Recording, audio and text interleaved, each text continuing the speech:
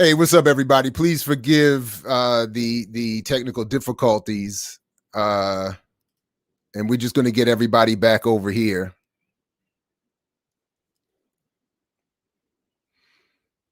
In just a minute. So please stick around. We'll be right back.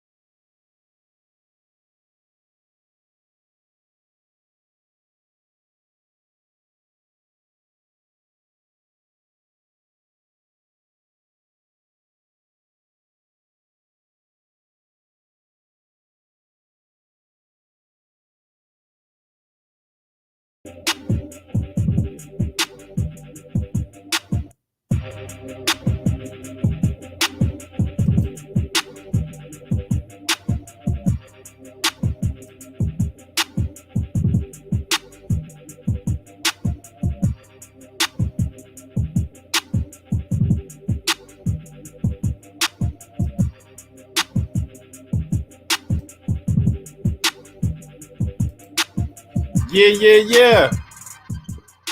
Yo, we had a little technical difficulty there real quick, but we are back. And what I was saying, in case y'all wasn't around, I was talking about how we making this an interactive show where it's not your regular show. We're going to have stuff where we talking to the people in the comments. We're going back and forth. So what I was saying before we had a little technical difficulty is we're going to be talking about this time. We're going to talk about the top 5 funniest sitcoms. Now, I got my top 5. If I miss anything, make sure y'all put yours down in the comment section. So starting off with my number 1 top funny sitcom, I'm going to have to go with no other than Sanford and Son. Sanford and Son was hilarious. Red Fox, your boy Lamont with his Lamont Sanford Son dress shirts and Grady and all them. Yo, hilarious.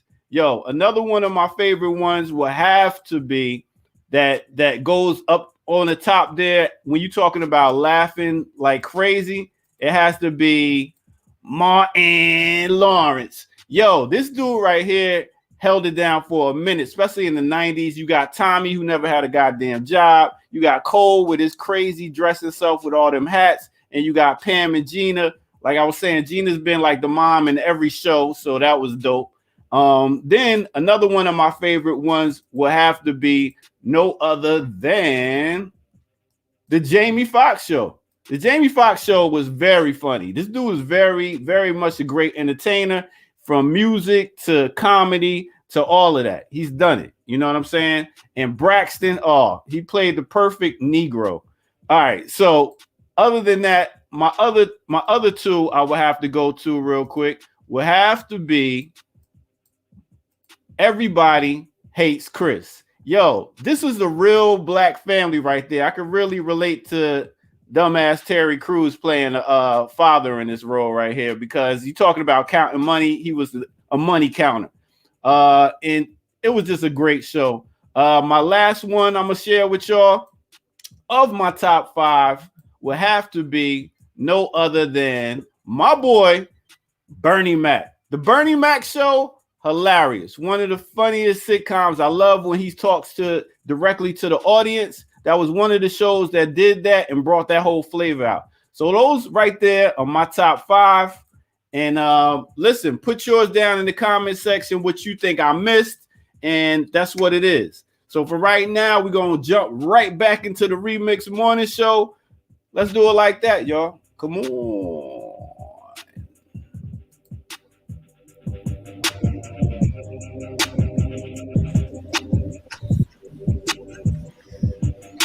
But yo, hey, What shout up? out to everybody who made it back to the restart of the remix. Yes. And just real quick, what do you all think of old girl that played Vanessa on the Bernie Mac show starting her fans joint? Yeah. What? I did not know this. Yeah. What is your what kind of joint? Or Vanessa done grown up. She doing what now? What's she doing? She started her OnlyFans page. Oh, okay. And has announced to the world, you know, she fully grown and wants everybody to know and see it. Mm-hmm. Okay. Wow. All I know is that I couldn't watch, man. I had to turn it off. I'm a Bernie Mac fan. I watched that whole show. You paid $13.99 at first, though, and then you decided to retract it. Let me find out. Nice BPM has an OnlyFans account going right now. We're gonna start our OnlyFans account for the movement. That's how we're gonna fund the movement. Okay. Yo, I get ready. It's gonna be Wiggle for the freedom. Jamal's gonna get ready for it. Wait a minute, y'all ready? It's gonna be I hope it don't be like that. What was the girl that was on the LL Cool J show and she was all around Atlanta? Oh, yeah. In the house. In the house. Sad story. Yeah. I hope she don't get like that. Is that girl still out there? Did somebody take off the street? Well, she has mental illness issues. Yeah. So Yeah, I think that's sad. Wait a minute, did I miss something? I didn't hear Good Times on your top 5, B. That's why we leaving it to the people in the comment section, y'all. So your list is garbage now, though. Your list is garbage. Yeah. We talking about it was funny when James died. Anyway, I'm out. It wasn't funny when James died. The whole show went downhill. Damn. Word. But Thelma. Oh, come on now. Now you're going to get us in trouble. Now you're going to get us in trouble. I'm right there, Thelma. Thelma. That's Baba right. Lupa just got I mean, I'm saying that's what they said, though, right? And while you met, my first crush was really, and who's echoing? Who's echoing? My first crush was really, was always Pam Grier. That was the very first one. Yeah, of course. But on that show, even before Thelma, to be honest with you, it was Willona. Well, you know what? I got to go with you on that one. Willona, yeah, especially when she had that tennis outfit on. I like Willona. Came in there with the He's got vivid memories. I remember the tennis outfit. Hey. Episode 4, season 3. 14 minutes. Hey, but listen, all jokes aside, I know we're a little bit off schedule because we got knocked off the stream, and we want to hopefully welcome everybody, to make their migration back over here. But I know to keep it moving and to keep the standard that we've already set this morning. I know Luke Mons, you got a special guest you want to rock with for a few minutes. Someone not unfamiliar to this platform overall, but please let's go ahead and take it away and turn it over to you.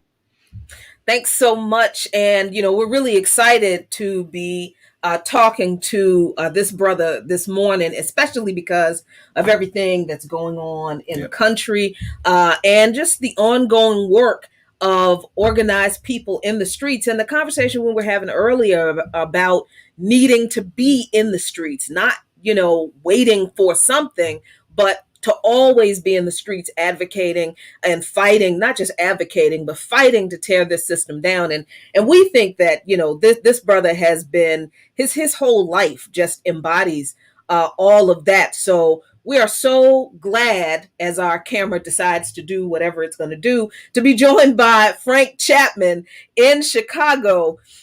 Frank Chapman is the director of the National Alliance Against Racist and Political Repression. Frank, thanks so much for joining us. Let's see if we can get you on there. There Brother you go. Frank, there he What's is. going on, Brother Frank? There he is. It is always good to see you. Thanks for having me.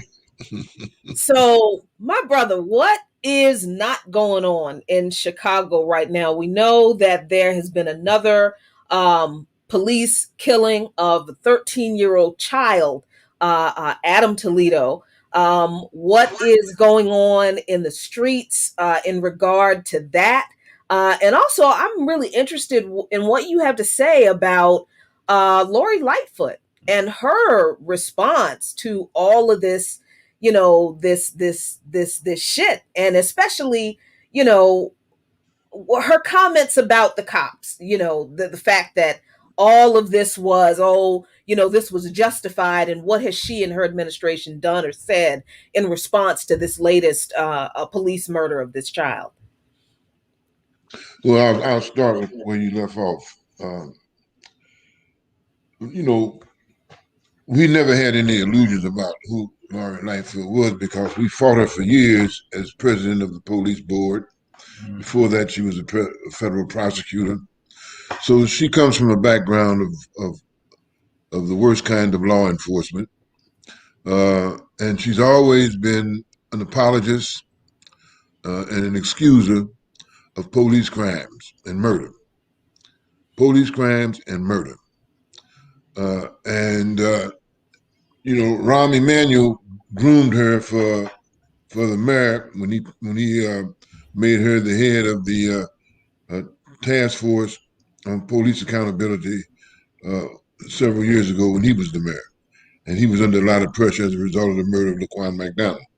Anyway, to make a long story short, she made a fake move like she was in favor of bringing about some level of police accountability in this city. We all knew it was fake. We knew it at the time because we've always known her to be a defender and a protector of the police. So when she became mayor, we were not surprised that she made some promises that she wasn't going to keep.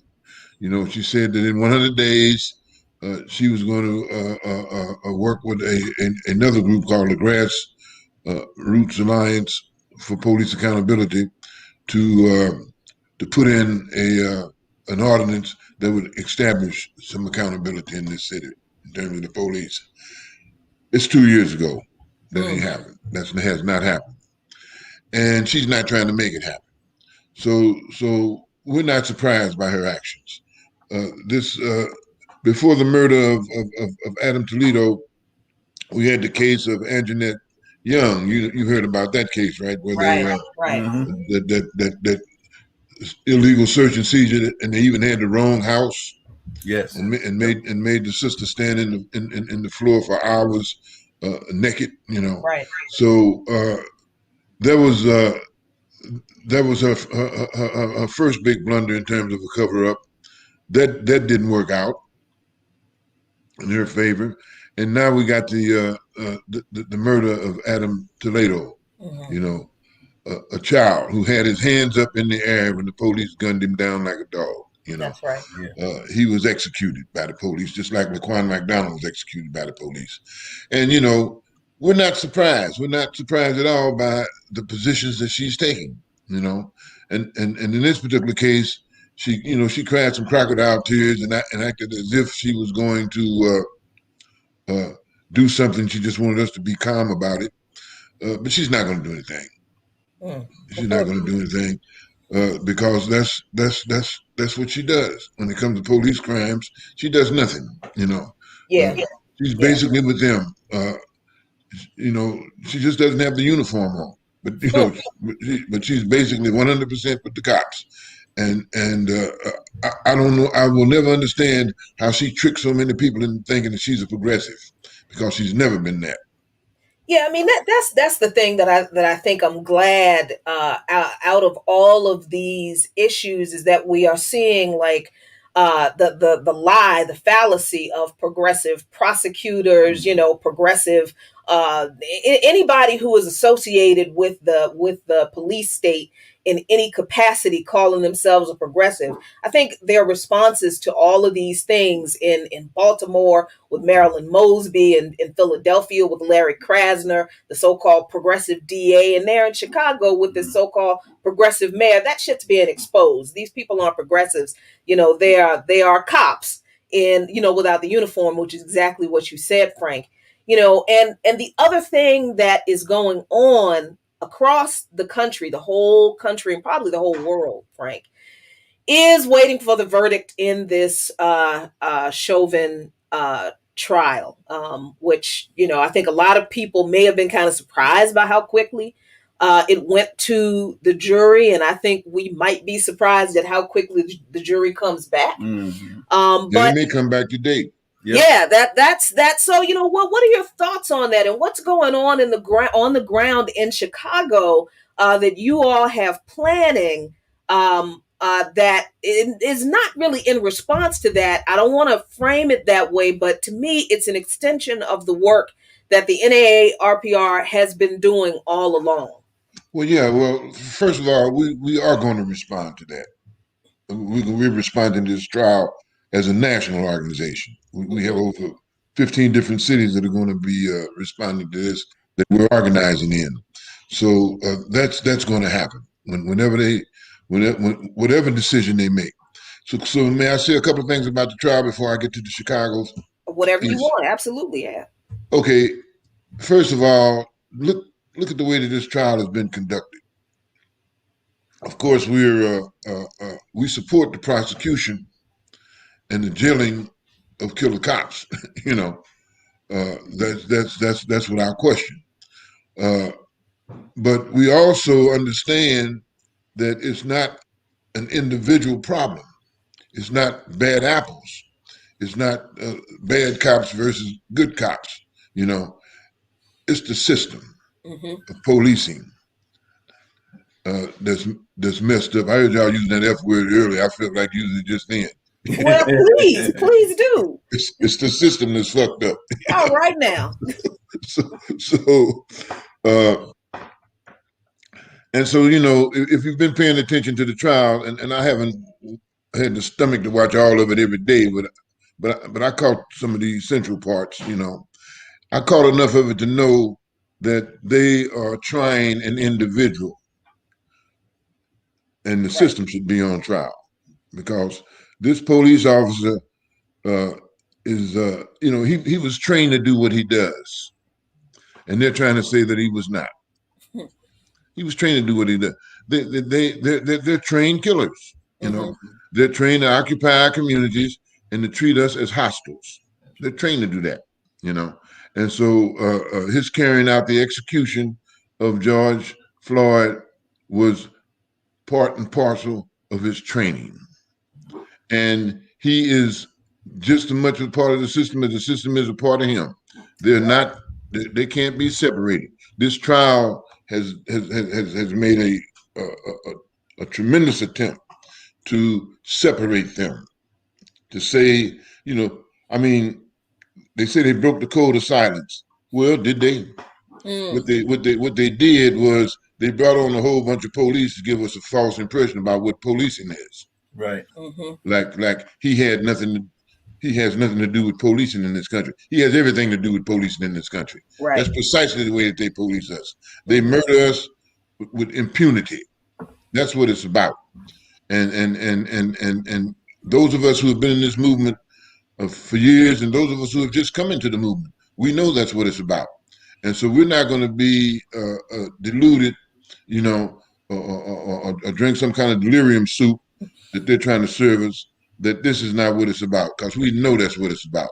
The system of policing in this country is messed up, and that's fucked up, excuse me. And that's why we in Chicago have a people's ordinance right now in the city council. We call it Empowering Communities for Public Safety. It's an extension of CPAC.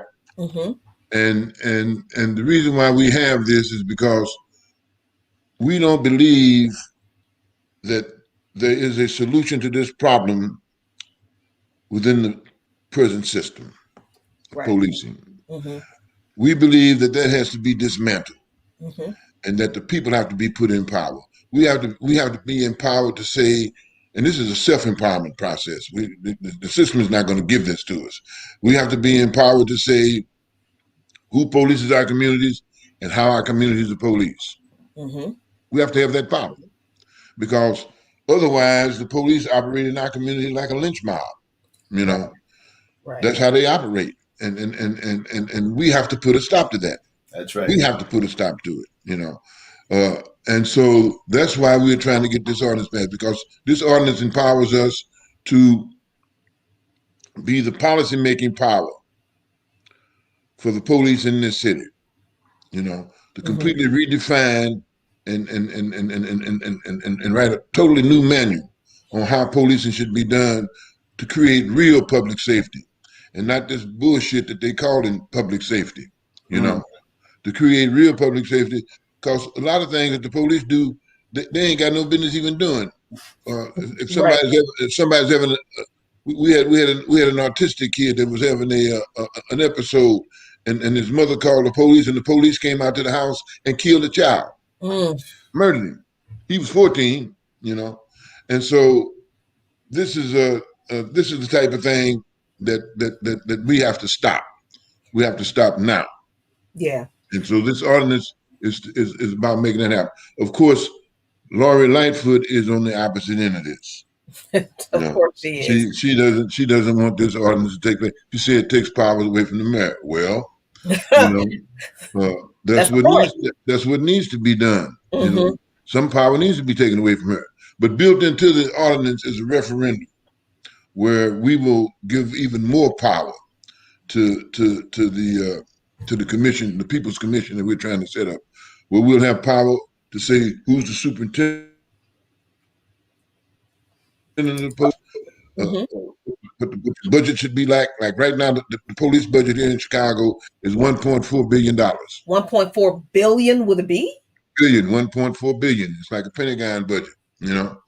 And so this ordinance empowers us to do something about that, you know? Wow. Because we will have a decisive voice in what the budget is going to be, which means we can shift some of those monies into the community to address issues that need to be addressed in our communities. Now, this is not defunding as a slogan, you know. This is empowering ourselves to do the defunding ourselves. Right. You know? Right. And that's the only way. That's the only way it's going to happen. Because if you're asking the system to do that shit, you just blowing in the wind. They ain't gonna do it. You know. Right. Yeah. So this is a very important struggle, and if we can accomplish this in Chicago, it will be the opening shot for really bringing about community control of the police throughout this country, particularly in Black and brown communities. That's right. Dope. Frank, we really appreciate you coming on and giving us this information. And we're at the end of our segment. We're at time, but you all have a rally coming up really quick. Could you give folks information about the rally and how they can connect with you to get an organization to get in on this work? Right on. Okay. So the rally is going to be Wednesday. This coming Wednesday. We're going to be down at City Hall. The streets ain't going to make no difference on this program because Chicago downtown City Hall. Chicago downtown City Hall. We're going to be down there raising hell at 9 o'clock in the morning, making enough noise for them to hear us on the inside, having enough people to make a difference. We want this ordinance enacted now. You know, now, right now. You know, there's no more time. You know, people are being murdered every day. We want this ordinance enacted now so we can start dealing with these problems in a real way. And I asked our friend Danny Glover to come in and join us in this and support, you know, because he will also attract a number of people to come out to the rally. So he's coming in. He'll be here to support us, along with Mayor Gus Newport, who was one of the mayors that worked with the Black Panther Party back in the late 60s and early 70s to set up a police control board in Berkeley, California. The only one that they've ever had in the country since Reconstruction. So we're making history here, and so that's why we're having these historical figures to come in and join us in the making of this history. We appreciate you so much, Frank. They're flashing they're about to yank us off, but we appreciate you folks. If you want to get connected with Frank Chapman, you can connect at naarpr.org. That's correct. Triple OG Frank Chapman. Thank you, brother. Right on. All right. All power to the people. All power to the people. And we're back.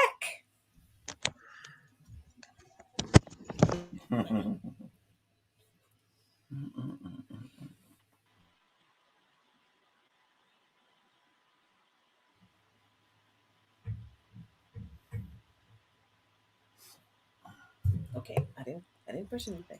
Okay. I think the ear doctor heard somebody say the background. I didn't press anything. Because the ear doctor muted his mic.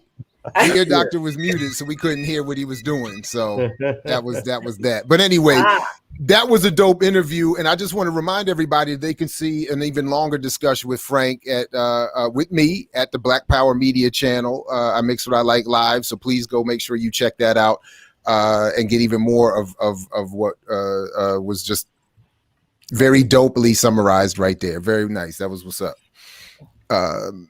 Anyway, so what do we got next? We moving on with try to get back on track a little bit here in the morning with the remix in the morning. I just want to thank again everybody for jumping on with us this morning.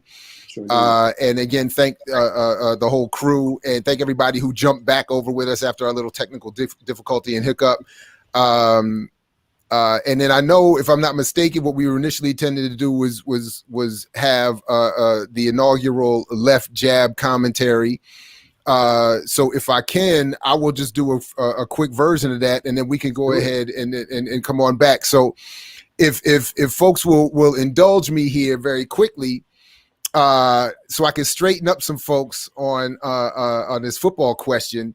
Now, just very quickly, I just want to say very quickly that first I want to welcome everybody. Bring back the ear doctor. He needs to hear this. Yeah, he does need to hear this. He needs to hear this. Bring him back. But before we even get to that, though, just very quickly, I want to welcome everybody to the Left Jab, this inaugural Left Jab commentary. And before I straighten up my crew on the issues of international football, I just want to say that in these segments, I want to bring a little bit of what a jab is most often meant to do: set up the final knockout. I know these commentaries aren't in and of themselves revolutionary, but hopefully they become part of a combination. See, I'm knocking over my mic. A combination that sets up what finally gets us there. And so now let me be clear. I'm no fighter. I've never boxed outside a round or two in the Navy. And in truth, I have busted up a lip or nose or two. Oh. And yeah, shout out to my man Mark Murray from one of them hoods up there in New Jersey. He caught me once when we were in the Navy. He caught me staggering real quick. I've never forgotten that. I've never one of them Jersey cats, Luke Mons, and he caught me. He caught me, and I had to grab onto the joint. He got beat up by somebody from Jersey? Damn. He got stuck. Hey, my man was built like the original Mike Tyson. He fought like him too. He caught me. I've never forgotten that joint. He caught me. Now I'm gonna tell the truth. I met Mark, and actually he's about 2'4". You know what I'm saying? He sounded like Mike Tyson. He didn't quite look like I'm the champ. I'm the champ. I'm the champ. TKO man. Yeah. So shout out to Mark. Look. But like I said, I'm no fighter. I've avoided way more than I've taken on. And more than that, I was actually raised to see boxing as a white supremacist capitalist sport for the wealthiest white to enjoy the savagery of their labor conquests and their colonial subjects. Mm-hmm. So honestly, I never even grew up as a fight fan, although I deeply have come to appreciate what is known as the sweet science. But what I'm doing here is running with a good idea given us by the good Dr. CBS, making use of my initials, and in the politicized spirit of the late, great Marvin Hagler, who, like me, was a righty, but turned southpaw, making his jab that much more vicious. All right? Ooh. All right. But see. still, I see. this is just for the setup for what was worse. For just as it was the case with him, it's just the setup for what's worse to come. And by that I mean it's a left jab that may be strong and catch you, but it's really that which will set you up for the real knockout, which is the people's struggle. Then that's what's coming. So that's what I intend to do with these commentaries. Now, for today, just keeping it a little bit short, I did want to address something to set my folks right on real football. And what's going on right now, it was just announced within the last 48 hours that the top teams, and I don't know how much people, we'll get into this at another time in more detail, but I don't know how much people really follow this, but the elite, the top 12 to 15 European teams that have the most money or among the most money and invite almost all of the best players and mine a lot of those best players from their African and Central and South American colonies and bring them up to Europe to make money for them. They've decided to break away from the existing league and Champions League structure to set their own super league, with the idea that as the elite, they're tired of carrying down the pyramid all these lesser clubs and lesser teams. Because if folks don't understand, at the top of these top tier pyramid league teams are a bunch of lesser teams that get supported, including women's leagues teams that are supported by the finances being generated by those at the top, who are now saying we don't want to cover those people.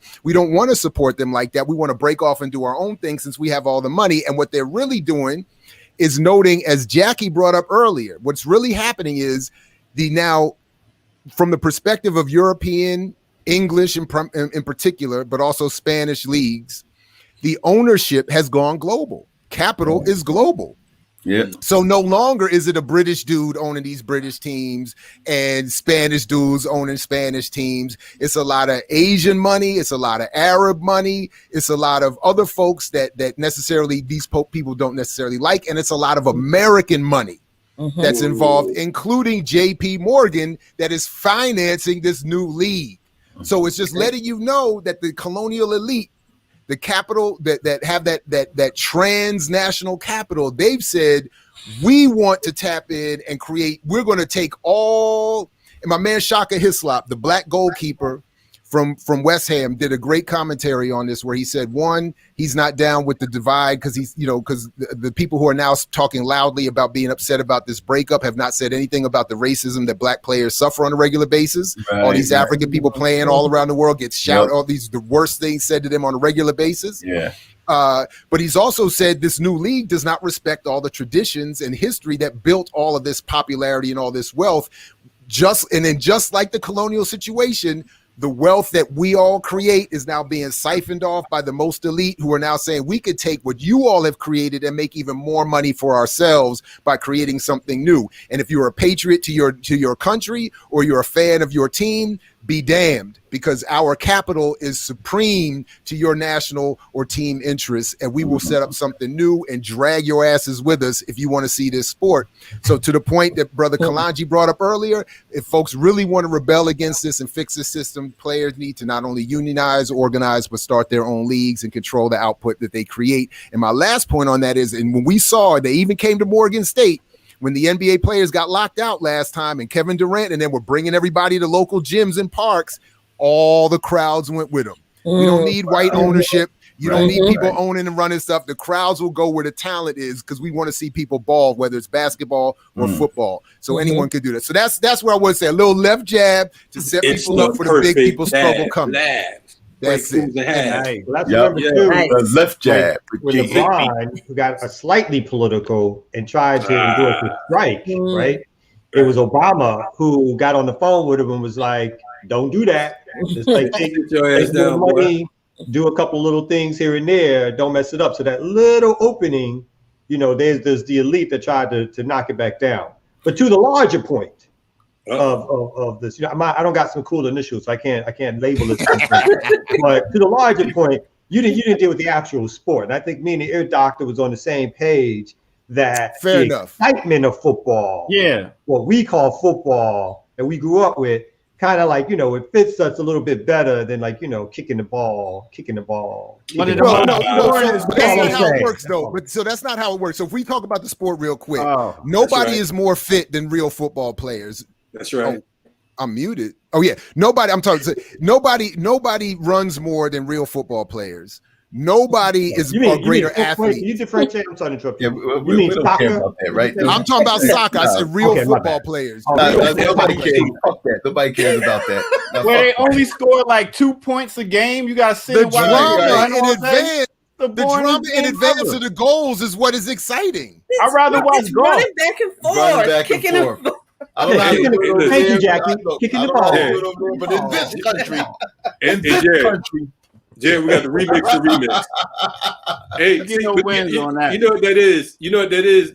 That's your European indoctrination. All around the world, Name me football, three soccer players. FUT, Name me 3 soccer players. Me? You? Oh, I thought you were asking me to name the soccer player. Kalonji kick the shit. He don't kick no soccer ball. Now, listen. Really, it's The just world tiring for plays fat the people to be sport. watching people running back and Yeah, forth all who the time. cares It's like, about that? oh my God, come No, on. but the reality is, man. as much as I love the sport, it has colonial origins. It was Thank you. brought into these African and other countries as part of the colonial experience. And just as was done with baseball, when they went into Central and South America, they said give them baseball bats so they don't go in the hills and pick up rifles. Wow. And that, so I get what's really going on, but I just have my preferred colonial excursion, which is football, as opposed to these other sports, which are equally, I mean, they're dope as well, but that's it. Hey, last thing for me is that I want to give a big shout out to all my remix and BPM crew. Thank you all very much. It's been dope as hell. All of you did great. Yes. Thanks to everybody who tuned in and all of that. And I'm done, but thank you all. But Hey, JB, real quick, man. Hey, look, so I know this ain't on the sports thing, but that whole thing about the talent taking the talent taking the crowd with them. So I mean, what do y'all think, man, about the rappers talking about getting the union, man? I mean, that's something that's been going around, you know. I think the movement needs a union. Fuck the rappers. I think the movement itself. We have so many elders and OGs who fought and who was out here doing their thing and sitting on the damn stoops with mismatched colored tube socks and shit on, and can't afford to feed themselves and all that. So I say fuck the rappers. The rappers need to handle their money properly. I ain't a rapper, I'm a scrapper. So we need to take care of those freedom fighters who put in that work. You know what I mean? But the rappers themselves, look, man, you know it's a pimp whole system. You know what I'm saying? So that's what comes out of that. You want to play the hoe, then you get fucked. I mean, I think that's the problem with all our stuff is kind of like we provide the talent, or Black folks provide the talent, whether it's the music industry, not just rappers, but music, sports, so, you know, across the board, and culture and all that kind of stuff.